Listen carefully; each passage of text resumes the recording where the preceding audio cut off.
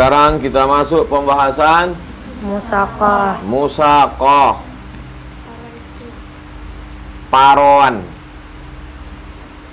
Paroan itu diambil dari kata separuh. Separuh untuk kamu, separuh untuk aku. Paroan.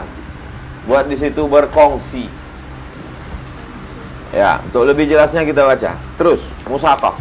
Musaqah atau paroan kebun. Musaqah ialah pemilik kebun yang memberikan kebunnya kepada tukang kebun agar dipeliharanya, dan penghasilan yang didapat dari kebun itu dibagi antara keduanya menurut perjanjian keduanya sewaktu akad. Akad ini diharuskan. Itu ada tanah kosong, silakan tanam ubi, ubi kayu, ketela, ubi rambat ketela, ubi kayu, kentang, wortel, silakanlah tanam. Tapi nanti hasilnya kita bagi dua. Nah, bagi hasil tanaman itu istilahnya musaqah. Diambil musaqah. Musaqah artinya asal kata musaqah menyiram. Karena begitu dikasih tanah itu ditanam mesti disiram. Musaqah.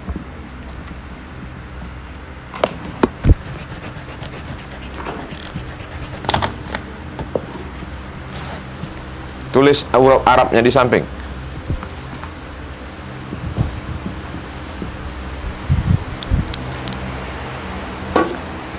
Kalau kasih duit, kasih barang, namanya qirat. Kalau pinjamkan tanah bagi hasil, namanya musaqah, paroan.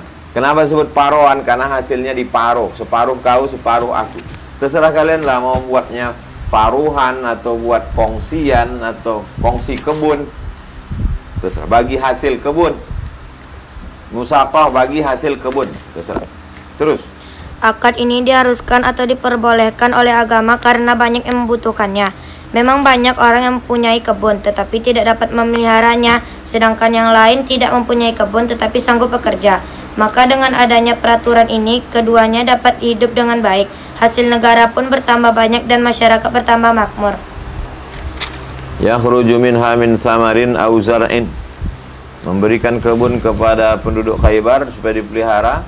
Dengan perjanjian mereka diberi sebagian penghasilannya, baik dari buah-buahan maupun hasil per tahun. Rukun, ada rukunnya musaqah. 1.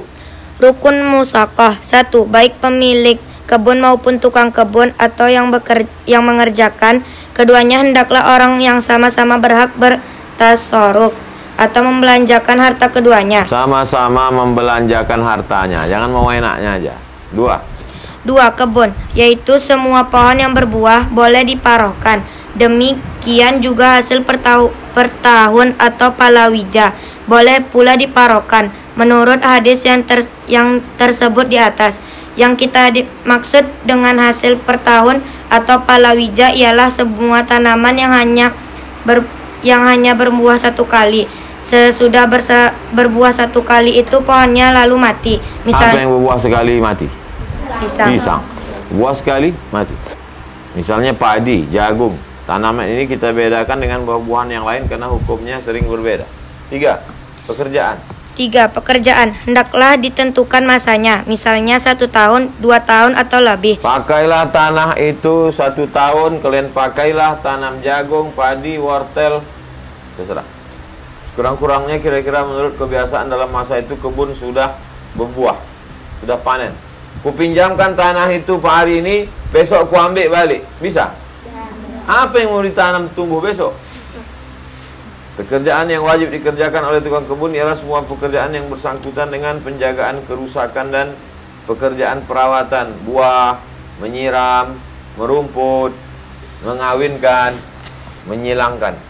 Korma jantan dengan korma betina, buah naga pun mesti dikawinkan, baru dia berbuah.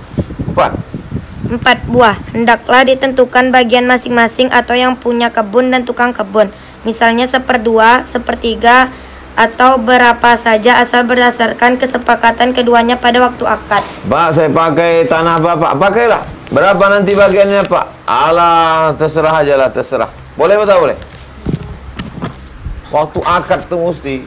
Karena takutnya waktu di awal tuh dia bilang terserah lah. Begitu ditengoknya buahnya banyak, 1/3 untuk kau, 2/3 untuk aku. Rugilah. Maka di awal tuh disepakati. Ini kita bagi 50-50, 50%, setengah-setengah. Tiba-tiba berbuah rindang, ya bagi 50, karena sesuai akad di awal. Kalau bisa tulis akad, karena banyak orang tak bisa dipegang cakapnya. Manusia dipegang cakapnya, kalau kambing dipegang talinya. Kalau ada manusia tak bisa dipegang cakapnya, Kambing. ikatlah dia pakai tali. Potong Idul Adha.